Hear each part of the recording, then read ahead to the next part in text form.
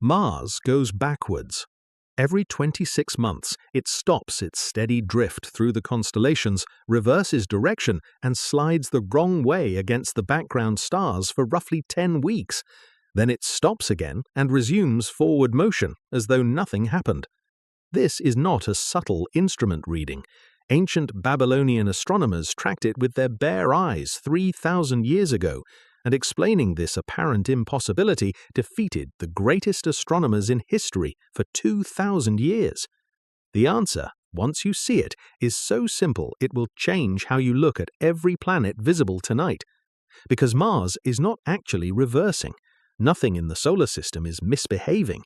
The illusion comes from a single geometric fact, and that same fact controls where every planet appears in your sky, how bright it gets, what phase it shows through a telescope, and why Venus and Mercury only appear near dusk or dawn. One principle: every planet, every night. Here is the principle. You are watching from a moving platform. Earth is not parked at the center of the cosmos. It is racing around the Sun at roughly 107,000 kilometers per hour, completing one full lap every year. Every other planet does the same thing on its own orbit at its own speed. Mars takes about 687 days per lap, Jupiter nearly 12 years, Saturn about 29. And everything about how planets look in your sky is just the geometry of watching moving objects from another moving object. Think of looking out your car window on a highway.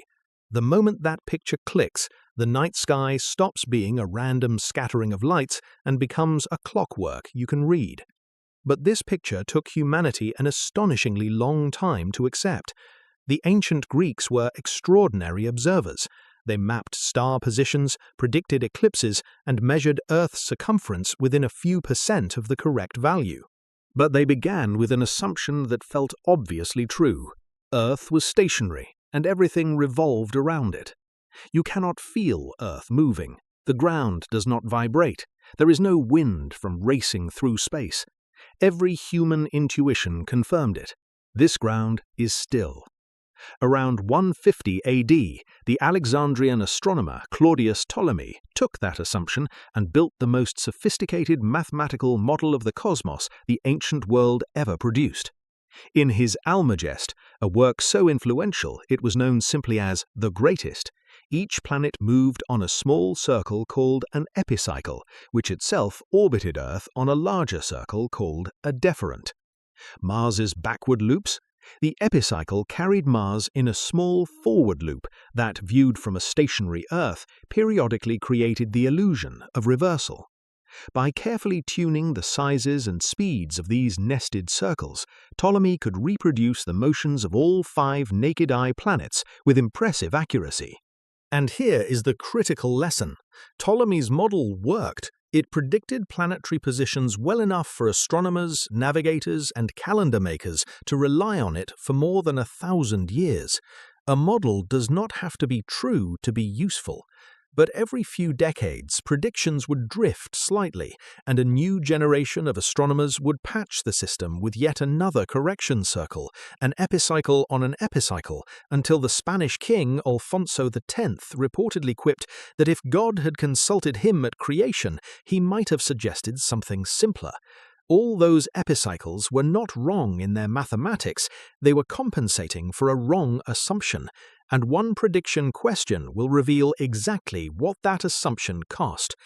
Picture 2 cars on a circular racetrack. One is on the inner lane, moving faster, the other is on the outer lane, moving slower. Both cars are always moving forward. Neither ever stops or reverses. From the inner car's perspective, what happens as the inner car catches up to and overtakes the outer car? Pause and think about it before reading on. Both cars go forward always, but as the inner car approaches from behind, draws level and pulls ahead, the outer car, viewed from the inner car's window, appears to slow down, stop, slide backward, stop again, and resume forward motion. The reversal is pure illusion. It exists only from the faster vehicle's perspective. That is retrograde motion. Earth is the fast inner car. Mars is the slow outer car. When Earth overtakes Mars, an event that happens roughly every 26 months because of their different orbital speeds, Mars appears to drift backward against the distant background stars for the weeks it takes to complete the pass. The geometry is identical to overtaking on a highway. No epicycles, no correction circles, no patches. Just two orbits, two speeds, one overtaking. Nicolaus Copernicus, a Polish clergyman and mathematician, recognized this in the early 1500s. Place the Sun at the center, let Earth orbit like any other planet, and retrograde motion becomes automatic. Not a problem requiring explanation, but a prediction the geometry hands you for free. Copernicus spent decades refining his model, but hesitated to publish, reportedly fearing ridicule. His book, De Revolutionibus, appeared in 1543, the year of his death. According to tradition, a copy was placed in his hands on his deathbed. He may never have learned whether the world accepted his geometry. But acceptance required something Copernicus could not provide. Both Ptolemy's model and Copernicus's model predicted retrograde motion. Both matched the available naked eye observations. To distinguish between them, you need a prediction that one model makes and the other does not. And that prediction involves a planet you have almost certainly seen without recognizing what it was telling you. Venus orbits closer to the Sun than Earth.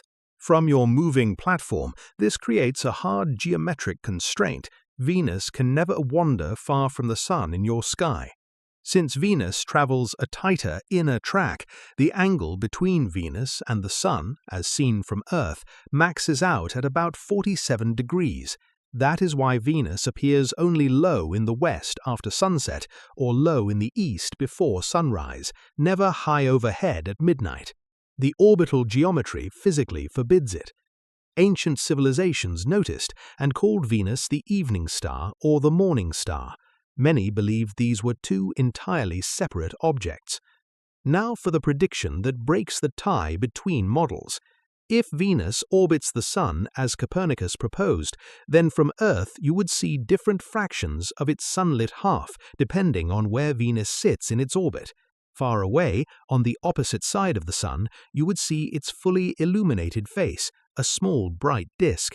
Close up, passing between Earth and the Sun, you would see mostly the dark side, a large, thin crescent. Venus would display a complete cycle of phases, exactly like the Moon. But if Venus orbits Earth, as Ptolemy required, it would always sit roughly between Earth and the Sun on its epicycle.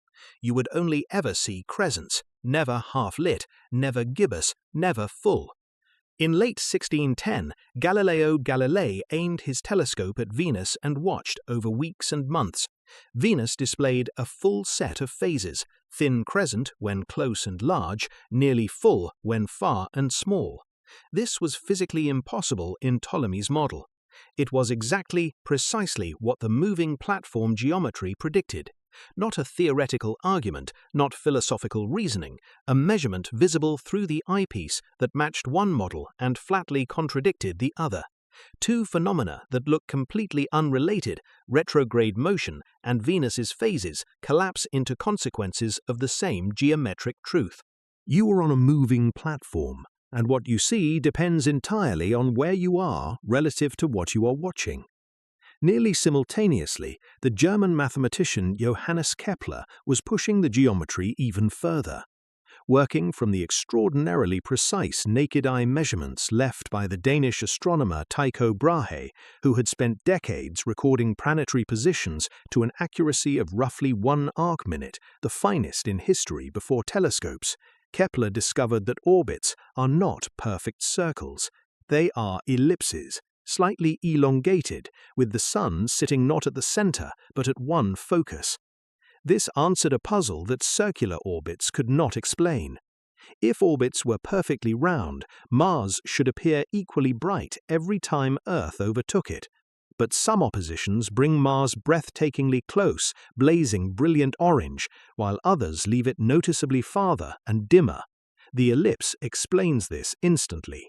Mars's orbit is more elongated than Earth's, so the distance at opposition varies depending on where each planet happens to be in its own ellipse. The opposition of 2003 brought Mars to Earth closer than it had been in roughly 60,000 years, a fact Kepler's elliptical geometry could predict centuries in advance, using nothing more than mathematics applied to Brahe's meticulous data. The same moving platform geometry explains Mercury's notorious elusiveness. Mercury orbits so close to the Sun that its maximum angle from the Sun reaches only about 18 to 28 degrees, depending on Mercury's own elliptical position. It barely clears the horizon before twilight drowns it. Copernicus reportedly complained he had never managed to observe Mercury in his lifetime, not because Mercury is dim, at its best it rivals the brightest stars, but because the geometry of its cramped inner orbit permanently buries it in the Sun's glare. For outer planets, the geometry predicts brightness peaks at opposition when Earth passes between the planet and the Sun. At that moment, the planet is closest to Earth in that cycle and fully illuminated from your perspective, like a full moon. Mars, at a close opposition, can appear roughly 70 times brighter than when it sits on the far side of its orbit, and opposition is precisely when retrograde motion occurs. The overtaking that creates the apparent reversal simultaneously minimizes distance and maximizes illumination. Maximum brightness and backward motion arrive together every time. The geometry guarantees both. Jupiter reaches opposition roughly 13 months, Saturn every 12 and a half. Knowing the date of the last opposition lets you estimate, without any equipment at all, when each planet will next blaze brightest and when it will appear to reverse direction. Headlines occasionally announce a planet parade, multiple planets clustering together in the sky. These conjunctions are simply moments when several orbital paths happen to line up from Earth's vantage point. Jupiter might be 700 million kilometers from Mars during their visual conjunction. The planets are not physically near each other. They are just in the same direction from where you stand, like two streetlights at vastly different distances that briefly overlap from a particular spot on the sidewalk. True planetary alignments, where all worlds form a neat line from the Sun, are extraordinarily rare, but approximate visual groupings, where 5 or 6 naked-eye planets crowd into one sector of the sky, happen every few decades and are genuinely spectacular to witness. One final challenge, and it is the most perspective-shifting one. Given everything about this geometry, what would Earth look like from the surface of Mars? From Mars, Earth is an inner planet. It would never stray far from the Sun in the Martian sky. It would show phases, crescent when near, full when far. It would go through retrograde loops as Earth appeared to reverse direction each time it swung between Mars and the Sun on its faster inner orbit, lapping Mars just as Earth itself is lapped by Venus and Mercury on their still faster inner orbits. A hypothetical Martian astronomer tracking Earth's wandering light across the Martian constellations would struggle with exactly the same geometric puzzles that consumed Ptolemy. And that astronomer would need exactly the same insight to resolve them, the realization that Mars too is a moving platform. The physics is perfectly symmetric. Nothing about Earth's vantage point is special except that it happens to be yours. Here is a practical trick for tonight. Planets do not twinkle. Stars do. Stars are so distant they appear as points of light, and a point source gets jostled by turbulent pockets in Earth's atmosphere, making it flicker and shift color. Planets, though vastly farther than anything on Earth's surface, are close enough to appear as tiny disks rather than points. Light from different parts of that disk averages out the atmospheric jostling. The result is a steady, unwavering glow. That steadiness is the simplest way to identify a planet, with no telescope and no star chart. Just look for the light that refuses to twinkle. If that steady glow hugs the western horizon after sunset, you are seeing Venus or Mercury, tethered to the Sun on their tight inner orbits, geometry forbidding them from climbing higher. If it blazes along the ecliptic overhead near midnight, you are seeing an outer planet near opposition, Earth passing between it and the Sun, the moving platform directing every available photon toward your eyes. For 2,000 years, the greatest minds in human history watched these same steady lights and struggled to decode their motions.